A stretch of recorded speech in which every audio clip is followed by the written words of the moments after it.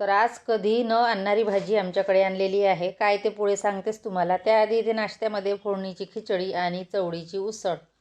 त्यानंतर इथे बाहेर आली. बाहेर गहू वाळत घातले आणि भाजी निवडायला बसली. भाजी निवडण्यामध्येच अर्धा तास गेला आणि शिमला मिरची पहिल्यांदाच आमच्याकडे आणली. सहसा ही भाजी आणतच नाही, तर आता आणलेली आहे तर करावी लागणारच. तर सर्व भाज्या निवडून घेतल्या आणि व्यवस्थित फ्रीजमध्ये त्या सेट केल्या, कारण निवडून ठेवल्या तर बरं राहते, नाहीतर मग खूप पसारा होतो. आणि नंतर गॅस ओटा क्लीन केला. आणि बाहेर ऊन होतं त्यामुळे पण मी भाजी निवडण्याचं काम आधी केलं, तर इकडे बाकी कामं पडलेली.